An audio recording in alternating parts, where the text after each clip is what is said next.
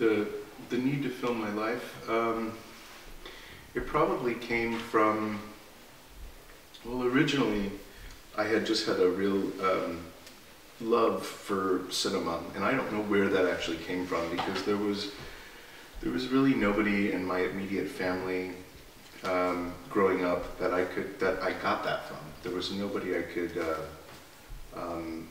There was nothing culturally that was going on in my house that would ever lend. It was just the opposite. Like there was no culture, there was no anything, and somehow I had discovered my love for cinema.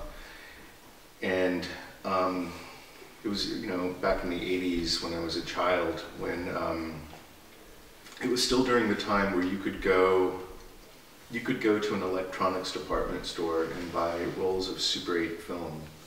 Even though video had existed, the big dinosaur video cameras, like the giant video VHS cameras with, you know, the umbilical cord with the suitcase, and, you know, people, you had to be quite wealthy to have a video camera at the time. But I mean, both of them were really expensive, but somehow, I guess around the time I was, I mean, I'd always really been into cinema. When I was a child, we used to go to, my grandfather and I, my grandparents who raised me, we would go to the cinema together, and I would go in with a tape recorder, and just you know, an analog tape recorder, and then I would record the audio from the movie, and then I would go home and get, I mean, you know, it looked like, it's what printing paper looks like now, but it was actually typing paper at the time. And I would get stacks of it with markers, and I would just draw, like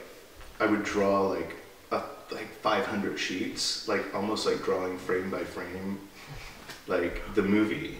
And this was like something I did as a kid, and it was just so like strange to think about like somebody actually doing that. But I think that was like really a form of escapism for me.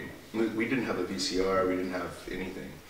And that was, yeah, it was like essentially like a real form of escapism. It was sort of, it was my way of, it was my version of playing with action figures, I guess, but I was just like listening to the audio and just obsessed with movies. And I had collected boxes of these, and I wish I could have still held on to them, because they maybe some of them would have made an interesting, you know, like an art project or something somewhere, like an art installation piece, if I could have held on to some of those drawings.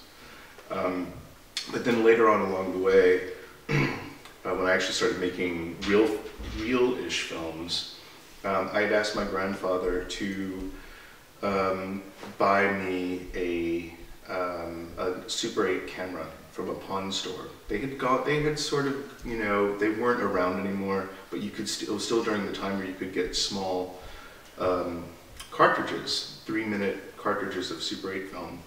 And I started doing these emulations of horror films, like, you know, films that I would stay up late watching on TV at the time, like the Texas Chainsaw Massacre and The Exorcist and all these, you know, I was really into horror films as a kid.